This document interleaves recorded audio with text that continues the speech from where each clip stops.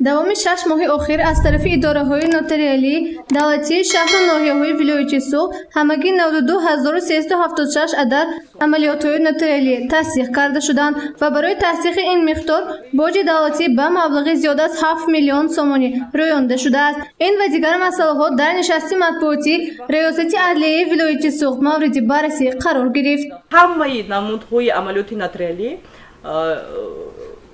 васиятнома, ваколатнома, ариза, шартномаи хариду фурӯши хонаҳо ё ки квартираҳо, васиятномаҳо, ҳар як гуна амалиёти нотариалӣ ки нотариуси давлатӣ дар асоси қонун бояд гузаронад, муроҷиат мешавад ва агар ки дар доираи қонун ягон муаммо надошта бошад, нотариуси давлатӣ бояд амалиёти нотариалӣ гузаронад.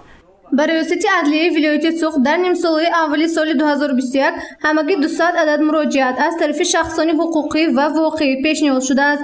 Сари вақт аз тарафи риёсати мазкур посухҳо ҷиҳати ҳалли муроҷиаташон дода шудааст. Он шахсоне ки ба идораи нотариалии давлатӣ муроҷиат мекунанд, ягон муаммо дошта бошанд ё ягон проблемае ки нотариуси давлатӣ ҳал карда наметавонад, дар он ҷо нотариуси давлатӣ қарори рад мебуранд ки дар қарори рад пурра нотариуси давлатӣ аввал ба ҳуҷҷати муроҷиаткунанда масалан шинос мешаванд.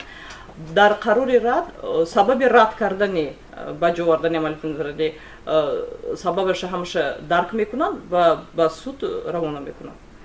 Дар давраи ҳисоботӣ 731 адад ташкилоти ҷамъиятӣ ва 102 адад филиалу намояндагиҳои ҷамъиятӣ ба қайди давлатӣ гирифта шуда, то имрӯз зиёда аз 281 адад ташкилотҳо бо қарори суд ё худсарона барҳам дода шудааст.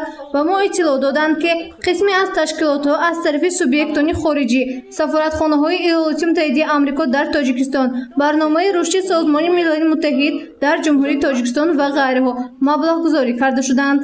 Ташкилотҳои ҷамъиятӣ аз тарафи субъектҳои хориҷӣ, сафоратхонаи ИМЕА дар Ҷумҳурии Тоҷикистон, Оҷонсии Амрико оид ба рушди байналхалқӣ, дафтари барномаҳои САҳ, Созмони байналмилалии муҳоҷират, фонди ҷамъиятии Абилист, Институти ҷомеи кушоди бунёди Мадад, барномаи рушди Созмони Милали Муттаҳид дар Ҷумҳурии Тоҷикистон ва дигар ташкилотҳои ҷамъиятӣ низ маблағгузорӣ карда шудааст. масъулини Риёсати адлияи вилояти Суғ ба мо иттилоъ доданд, ки то имрӯз танҳо 2 нафар кормандони онҳо ба бемории COVID-19 мубтало гардида ҳоло табобат гирифта истоданд. Ҳолати фавт бошад аз вируси коронавирус аз тарафи кормандони ин риёсат ба қайд гирифта нашудааст. гузориши Меҳрангези Абдуаҳад ва Насим Раҳимов барои барномаи иттилоотӣ Хабар.